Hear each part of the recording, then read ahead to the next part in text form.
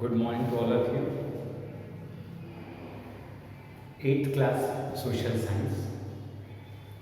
Yesterday or on our previous webinar, previous online classes, हमने पिछली classes में अभी ये पढ़ा कि किस तरीके से फ्रॉम ट्रेड टू टेरिटरी, किस तरीके से बिजनेस के नाम पर धीरे धीरे धीरे ब्रिटिशर्स ने कब्जा करा। दो और कंपनियां थी या दो और कंट्रीज थी, डच और फ्रेंच। किस तरीके से डच और फ्रेंच को दबाकर, है ना, सप्रेस्ड करके ब्रिटिश ने धीरे धीरे धीरे अपना वर्चस्व कायम किया। बैटल ऑफ पलासी देखा हमने 1757, 22 जून। ये सबसे इम्पॉर्टेंट था, इट वॉज वेरी इंपॉर्टेंट। मतलब आप कह सकते हैं पहली बार ब्रिटिशर्स ने भारत में कोई बहुत बड़ी लड़ाई जीती। बैटल ऑफ पलासी, सिराजुद्दौला, ही वॉज द बंगाल नवाब, वो बंगाल का नवाब था। He was not happy with the privilege, उसने जो डिस्काउंट दिया था ना मुगल ने ब्रिटिशर्स को, उससे हैप्पी नहीं था। उसने ये कहा था कि अगर डिस्काउंट देना है तो सारे बिजनेसमैन को दिया जाए, इंडियन बिजनेसमैन को क्यों नहीं, फॉरेनर्स को क्यों। तो ही was not happy with the privilege, what ever the privilege given by the Mughals ने जो प्रिविलेज या कह सकते हैं ना मुगल्स ने जो डिस्काउंट दिया था, ही वॉज नॉट हैप्पी। पहला। दूसरा, सिराजुद्दौला ने ये देखा, ही न्यू दैट, वो जान गया था कि British wanted to capture trade as well as territory. कहीं ना कहीं उसको लगा कि ये ट्रेड नहीं, इसी के साथ साथ ये टेरिटरी भी कब्जा करने के मूड में थे। He did oppose, he was the oppose, उसने अपोज किया, उसने विरोध करा। तो रॉबर्ट क्लाइव ने मैड्रास से अपनी आर्मी लेकर, नई प्रकार की गन तोप लेकर पहली बार जो युद्ध किया था, जो बड़ा युद्ध था जिसमें भारत के किसी बहुत बड़े नवाब की हार हुई थी। ये कहते हैं it's a sign, indication that gradually, slowly, धीरे धीरे भारत के जो मुगल्स या दूसरे नवाब या राजा थे उनका पतन होना शुरू हो गया। दे वर डिग्रोइंग एंड ब्रिटिश एम्पायर ग्रोन। कहीं ना कहीं धीरे धीरे ब्रिटिश एम्पायर आगे बढ़ने लगा। फिर हमने कल पढ़ा सेकंड बैटल ऑफ बक्सर, जो सबसे इंपॉर्टेंट था, 22 अक्टूबर 1764, after the 7 years of battle of Plassey. Buxar में भी कहीं ना कहीं ये संदेश गया कि अगर भारत का कोई भी बड़ा राजा हो या छोटा राजा, नवाब सर उठाएगा तो उसका सर कुचल दिया जाएगा। आफ्टर बैटल ऑफ बक्सर 22 अक्टूबर 1764, now annexation of Mysore and Maratha. Annexation का मतलब होता है बेटा जोड़ना, एनेक्स करना, अपनी टेरिटरी में जोड़ना। तो what Britishers did, open your book, page number 15। The 18th century, जब 17th सेंचुरी खत्म हुई और 18th सेंचुरी शुरू हुई, तो आप ये मान सकते हैं यहाँ पर बहुत ज़्यादा डिवास्टेटिंग चेंजेस हैं। सबसे पहला था 1707, 1707 औरंगजेब डाइड।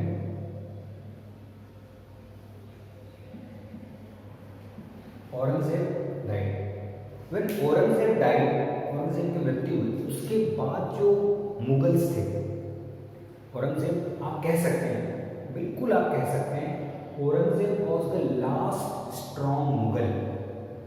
आप कह सकते हैं औरंगजेब जो था वो सबसे स्ट्रॉन्ग लेकिन लास्ट था।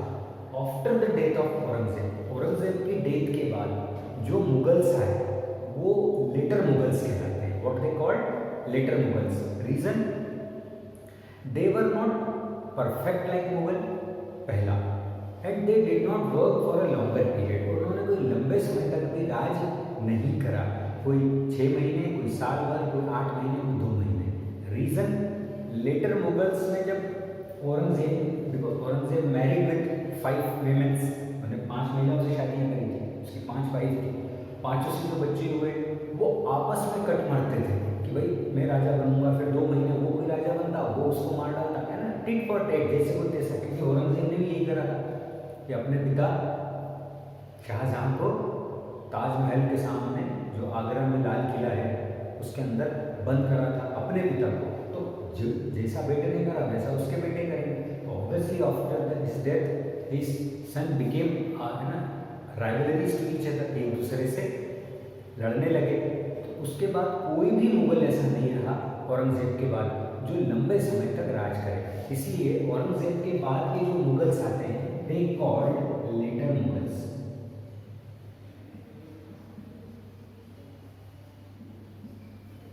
उनको कहते हैं later Mughals. Although the century opened with much of subcontinent under control of Mughal Empire, but था तो मुगल के पास, लेकिन 1707 है ना 1707 Aurangzeb died, resulted in the fracturing the empire and struggle among viceroy and local rulers in for territory।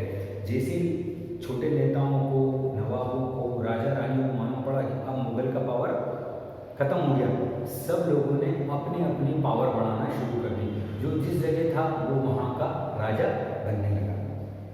In 1740 to 1750 10 साल तक French British colony companies became more active. ये धीरे धीरे एक्टिव 1740 से 50 ये जो 10 साल थे 1740 से 1750 धीरे धीरे धीरे फ्रेंच, डच और ब्रिटिश ने अपना पावर फैलाना शुरू कर दिया। अब जो थर्ड कर्नाटक वॉर था, जो थर्ड कर्नाटक वॉर आखिरी वॉर था 1757 to 63, third Karnataka war 1757 to 63 है ना इन Mysore. That British had not only gained the somewhere solid fortified Bombay, Madras, Calcutta, but they also marginalized, eliminated influence of other colonial power। इसके बाद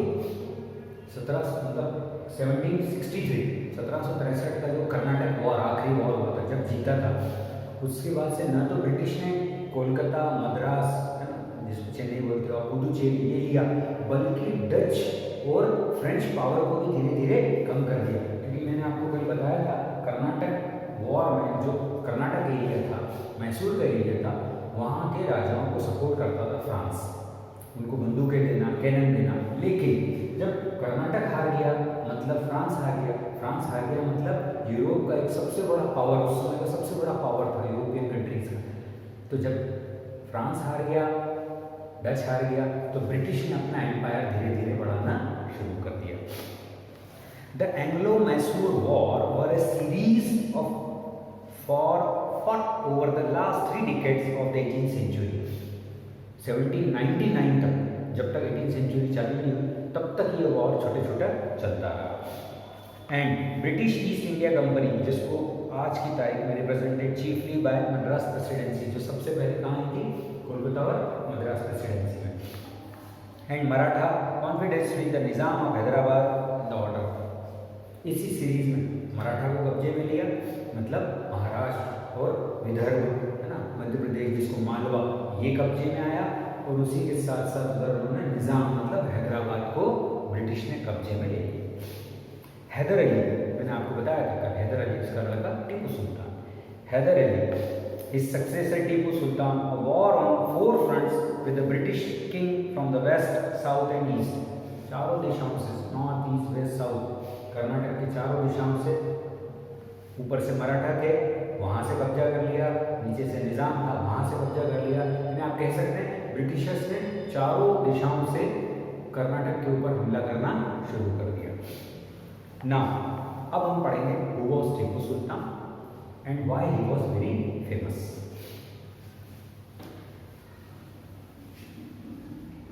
आपने टीपू सुल्तान के ऊपर कोई सीरियल भी देखे होंगे, टीपू सुल्तान।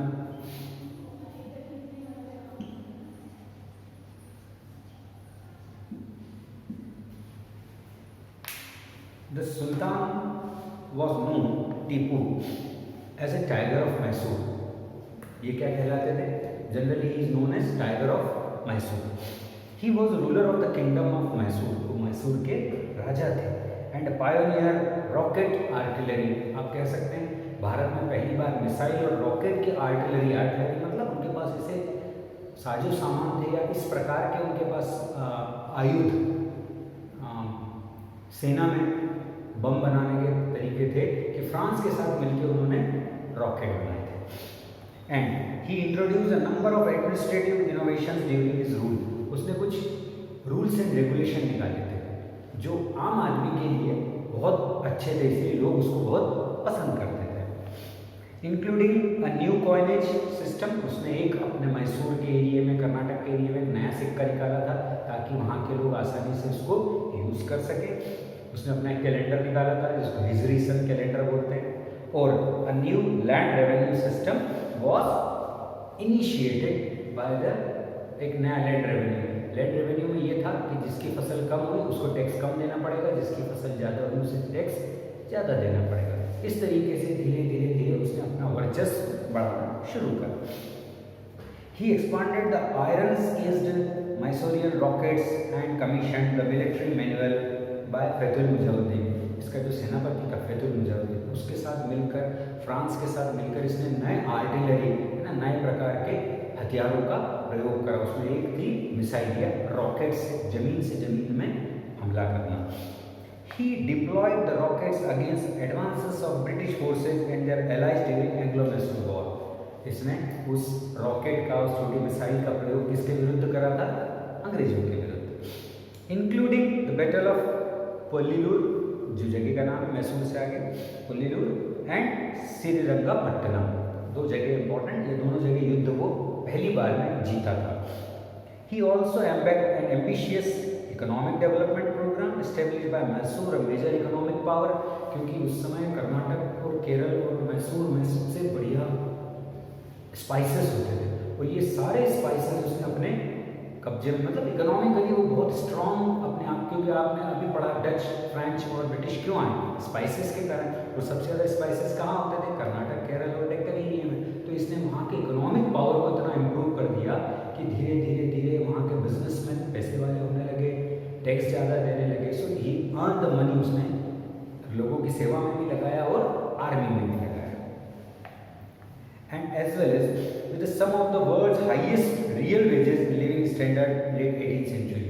आप कह सकते हैं कि 18th सेंचुरी में अगर कोई इंडिया में सबसे पावरफुल हिस्सा था या जहाँ पर लिविंग स्टैंडर्ड अच्छा था, जहाँ पैसे लोगों के पास थे, वो था Karnataka, because of Tipu Sultan. Mysore because of Tipu Sultan. अब हम पढ़ेंगे 4 एंग्लो वॉर हुए। Anglo Mysore war first, Anglo Mysore war second, Anglo Mysore war third और फोर्थ एंग्लो मैसूर वॉर जो था वो आप कह सकते हैं लास्ट था। हमको इसमें आपको ज़्यादा कुछ नहीं करना है, इसमें सबसे पहले हमको ईयर याद रखना है। ईयर पहला कब हुआ था, दूसरा, तीसरा, चौथा, और उनके दो पॉइंट्स याद रखना है बस, और कुछ भी ज़्यादा याद नहीं। आराम से आप इसको कहानी जैसा मैं आपको पढ़ाता जा रहा हूँ, आप आराम से इसको समझ सकते हो। हम बात करते हैं पहला, फर्स्ट एंग्लो मैसूर वॉर। अब मैं इसको AM लिखूंगा बेटा, इसको एंग्लो कर्नाटक भी बोलते हैं या एंग्लो मैसूर भी बोलते हैं, दोनों चलेगा बेटा। एंग्लो मीन्स ब्रिटिश, क्योंकि ये लोग इंग्लिश बोलते थे इसलिए इनको एंग्लो बोला जाता था, और मैसूर बोल लो या कर्नाटक, दोनों एक ही। अब हम पढ़ेंगे Anglo Mysore war.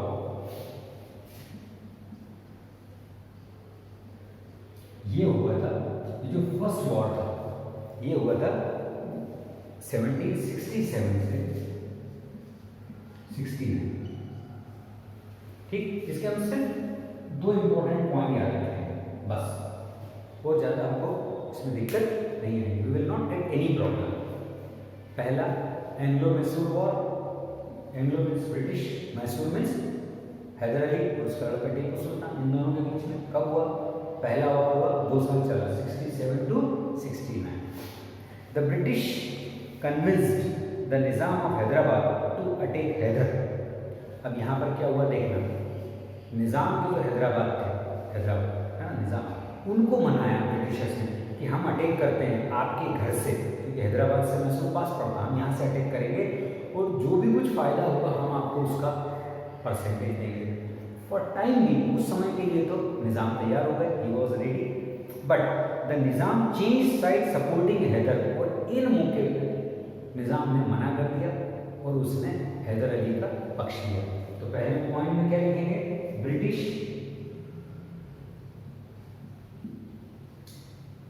Prepare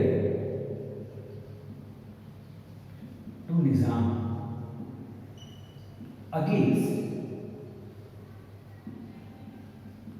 Haider, British prepare to Nizam against Hyder, है ना? क्या करा? हैदर अली के खिलाफ निजाम, हैदराबाद के जो राजा थे निजाम, उनको तैयार कर दिया। But Nizam supported Hyder. बड़ा इंपॉर्टेंट काम हो गया, Nizam supported Hyder, right? So 1768 Hyder did connect with the British Bombay Army attacking the West Madras Army attacking from the northeast. However, Hyder's attack towards Madras resulted in the Madras government suing for peace and resultant Treaty of Madras. Important part है कि निजाम किसके साथ थे? हैदर के साथ। Result क्या हुआ? Treaty of Madras, मतलब ब्रिटिश हार स्वीकार कर ली और मद्रास में हैदर निजाम के साथ मिलकर एक ट्रीटी साइन कर ली, पीस, कि भाई अब हम नहीं लड़ेंगे। बड़ा सिंपल है। पहला वॉर का हुआ 1767 टू 69। ब्रिटिश ने किसको तैयार करा? हैदराबाद के निजाम को। किसके अगेंस्ट? हैदर के। लेकिन जैसे युद्ध चालू हुआ, हैदर ने किसको, निजाम ने किसको सपोर्ट करा? हैदर को। अटैक हुआ मद्रास को, दोनों ने मिलकर मद्रास, आखिर ट्रीटी ऑफ मद्रास साइन करना पड़ी। किसको? ब्रिटिशर्स को। कहीं ना कहीं मान के चलो तो ब्रिटिशर्स चुप रह गए because they have lost the war. कोई दिक्कत? सिंपल। अब हम पढ़ेंगे दूसरा, सेकंड वॉर। बहुत सिंपल है। दूसरा, सेकंड शुरू हुआ 1780 से 84, है ये सेकंड लिख देता हूँ मैं, 1780 टू 84। इसमें भी हम इंपॉर्टेंट 2 पॉइंट याद रखेंगे। Bloodier battles with fortunes fluctuation between the contesting power। बहुत ज्यादा खून खराबा हुआ था दोनों के बीच में। ब्रिटिश पहली बार तो हार मान गए, लेकिन फिर उनको लगा कि नहीं, हमें अटैक करके ये एरिया, स्पाइस का एरिया अपने हाथ में लेना चाहिए। So Tipu defeated Baillie at the battle of Kolipur. Tipu defeated Baillie, Tipu ने बेली को हराया। तो आपको यहाँ एक ही याद रखना है, टीपू डिफीटेड बेली।